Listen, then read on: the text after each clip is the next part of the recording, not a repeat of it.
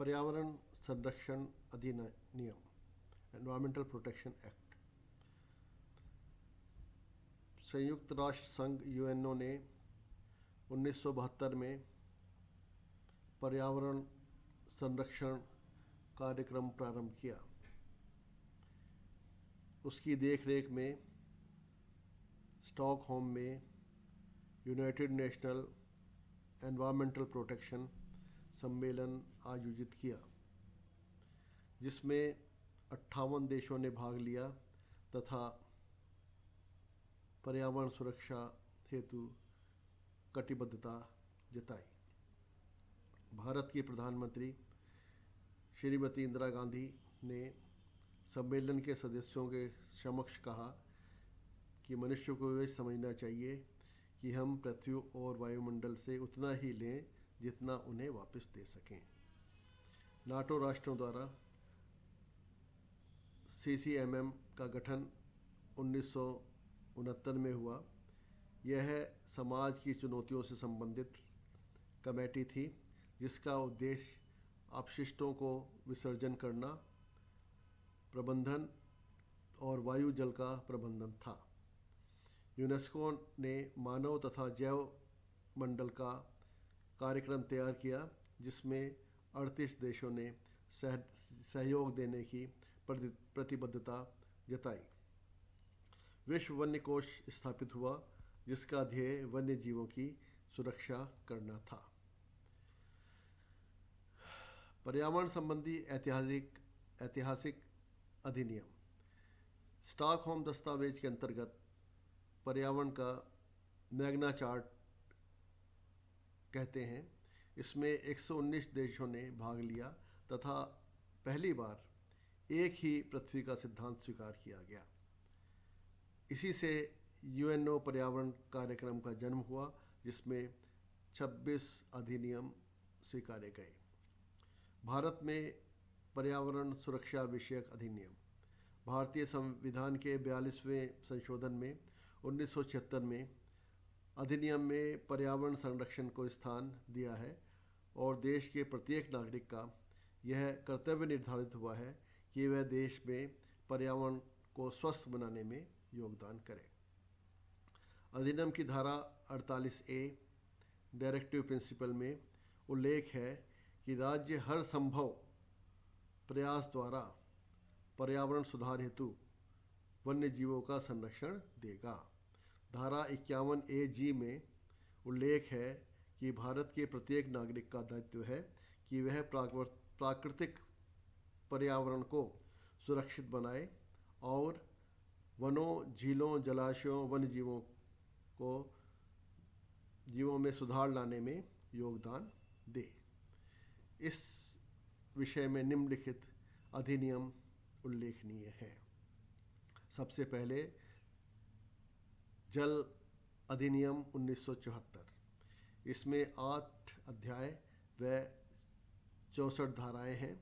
इनकी मुख्य विशेषताएं निम्नलिखित हैं। नंबर 1, केंद्रीय प्रदूषण नियंत्रण बोर्ड का गठन तथा राज्य प्रदूषण नियंत्रण बोर्ड का गठन। बोर्ड के मुख्य कार्यक्षेत्र में सरिताओं, कुओं, जलाशयों की गुणवत्ता के परीक्षण हेतु प्रयोगशालाओं की स्थापना, मानक निर्धारित करना और औद्योगिक संस्थानों एवं प्रदूषित बने जलाशयों के नमूने एकत्र कर उचित कार्यवाही करना है। किसी भी व्यक्ति को जल प्रदूषित करने का अधिकार नहीं है। राज्य की अनुमति के बिना फैक्ट्रियों व औद्योगिक इकाइयों की स्थापना नहीं की जाएगी। जल प्रदूषण नियंत्रण के उचित उपायों को लागू किए बिना औद्योगिक इकाई चालू नहीं होगी। फैक्ट्री से अपशिष्ट जल के निकास की पूर्ण व्यवस्था करना अनिवार्य है, जिसके आसपास प्रदूषण न हो। इस विषय में निम्न अधिनियम उल्लेखनीय है। जल अधिनियम 74 को पुनः अगर बढ़ाया जाए आगे, इसमें बोर्ड के अधिनियमों का उल्लंघन कानूनी दंडनीय अपराध है। जिसमें 3 माह की सज़ा व 10,000 रुपये जुर्माना हो सकता है। बोर्ड अधिकारी को किसी स्थान में प्रवेश करके निरीक्षण व जल नमूने संग्रहण करने का अधिकार है। उपरोक्त अधिनियम केंद्र व राज्य दोनों स्तरों पर बोर्ड को शक्ति प्रदान करता है। दूसरा है वायु प्रदूषण नियंत्रण एवं रोक अधिनियम। महानगरों में वायु प्रदूषण औद्योगिक विकास व वाहनों की बढ़ती संख्या के साथ बढ़ा है। जीवाश्म ईंधन जलाने, तापीय विद्युत संयंत्रों से वायुमंडल प्रदूषित हो चुका है। इसको रोकने व नियंत्रित करने के लिए 1981 में केंद्रीय सरकार ने एक अधिनियम पारित किया, जिसकी मुख्य धाराएं निम्नलिखित हैं। नंबर 1, केंद्रीय व राज्य प्रदूषण बोर्डों को वायु प्रदूषण नियंत्रण का अधिकार मिले, जो कि जल प्रदूषण नियंत्रण के समकक्ष हो। इन बोर्डों को किसी भी क्षेत्र में वायु प्रदूषण से ग्रस्त घोषित करने का अधिकार है। इस क्षेत्र में ऐसे ईंधन जलाने पर रोक है जिसमें वायु प्रदूषण फैलता हो। ऐसी वायु की गुणवत्ता के मानक जो स्वचालित वाहनों द्वारा उत्सर्जित होते हैं को बोर्ड निर्धारित करता है। कोई भी औद्योगिक इकाई जो वायु प्रदूषण में योग देती है, बिना बोर्ड की अनुमति के स्थापित नहीं हो सकती। बोर्ड को यह अधिकार व शक्ति है कि वह औद्योगिक इकाइयों से निकलने वाली वायु के नमूने प्रयोगशाला में परीक्षण हेतु भेज सके। अधिनियम का उल्लंघन कानूनी अपराध माना गया है तथा इसमें भी जल प्रदूषण की तरह दंड का प्रावधान है। अब इसके बाद है वन्य जीव जंतुओं के संरक्षण का अधिनियम 1972। वन्य जीवों में पाए जाने वाले जीव जंतु प्राकृतिक संसाधन का मुख्य अंग हैं। इनके आवास को ख़त्म करना तथा वनों से इनके लोप की परिस्थितियों को जन्म देना कानूनी अपराध है। वन्य संसाधनों के विनाश के कारक: वनों की प्राकृतिक वनस्पतियों का नाश कर खेती के लिए भूमि अधिग्रहण करना, औद्योगिक इकाइयों के लिए वनों का नाश करना, मानव अधिवास हेतु वनों की कटाई करना, वन्य जीव की खाल, हड्डी, दांत आदि के व्यापार हेतु उनका चोरी छिपे परिवहन करना। इस हेतु केंद्रीय सरकार ने 1972 में वाइल्ड लाइफ प्रोटेक्शन एक्ट वन्य जीव संरक्षण अधिनियम लागू किया। भारत में जैव विविधता के संरक्षण हेतु स्टॉकहोम कॉन्फ्रेंस 1972 के आह्वान पर यह अधिनियम संशोधक के रूप में पारित व लागू हुआ। इस अधिनियम में निम्नलिखित प्रावधान है: वन्य जीव, जीव जंतु, जैव विविधता और उनके वास, शिकार, इनको घायल करना, चोट पहुंचाने के कुकृत्यों को परिभाषित किया गया है। वन्य जीव संरक्षण हेतु राज्य स्तर पर मुख्य वाइल्ड लाइफ वार्डन व जिले स्तर पर सम्मान्य ऑनरेरी अवैतनिक वार्डन नियुक्त होते हैं। केंद्रीय सरकार के स्तर पर निदेशक नियुक्त होगा, जो कि राज्य व जिलों के वन्य जीवों की सुरक्षा व संरक्षण की योजनाओं की क्रियान्विति पर नज़र रखेगा। केंद्र सरकार 16 सदस्यों की समिति स्थापित कर सकेगी, जो राज्य सरकार को राष्ट्रीय पार्क व पक्षी विहार स्थापना करने के लिए स्थान चयन की सलाह देगी। यह वाइल्ड लाइफ एडवाइजरी बोर्ड संरक्षक विषयक किसी भी प्रकार की सलाह व सुझाव देने का अधिकारी होगा। कोई भी व्यक्ति अपने जीवन रक्षा के अतिरिक्त किसी भी प्रकार से जीवों को न तो सताएगा और न ही मारेगा, न हरण करेगा और न ही वनों से कैसी वनस्पति, पौधे, पेड़ों का नाश करेगा जो जीवों के जीवन की सुरक्षा हेतु आवश्यक है। केंद्र सरकार वन्यशाल, जू, पक्षी विहार और जीव समूह के स्वरूप में वर्धन हेतु, उनके उपचार हेतु और प्रबंधन संबंधी निवेश जारी करने हेतु सेंट्रल जू अथॉरिटी का गठन करेगी। बिना लाइसेंस और कानूनी अनुमति के पशुओं, पक्षियों व उत्पादों व अंगों का अंगों आदि का व्यापार कोई व्यक्ति, संस्था, अधिकारी नहीं कर सकेगा। इसका उल्लंघन इस अधिनियम के अधीन है। इसका न्यूनतम दंड 25,000 रुपये है और इसके साथ साथ 3 माह की सज़ा या दोनों देने का प्रावधान है। अब है वन्यजीव संरक्षण अधिनियम को 1980 को आगे देखा जाए तो किसी देश की प्राकृतिक संसाधनों में वन संपत्ति महत्वपूर्ण है। यह आबाद है तथा इसका नवीनीकरण व स्थायित्व संभव है, लेकिन मनुष्य द्वारा वनों का विनाश पिछले कुछ दशकों में लगातार हुआ है तथा बहुत से क्षेत्र में जंगल समाप्त होते जा रहे हैं, जिससे जलवायु परिवर्तन घटित हो रहा है तथा कीटों व अन्य जीव जंतुओं का जीवन संकटग्रस्त बन गया है।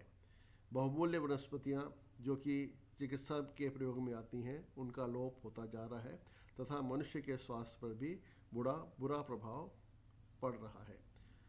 पारिस्थितिकी असंतुलन की स्थिति में पर्यावरण प्रदूषण भी हो रहा है। अतः सरकार ने वनों की कटाई और लोप रोकने के लिए एवं उसके संरक्षण हेतु 1980 में एक अधिनियम लागू किया।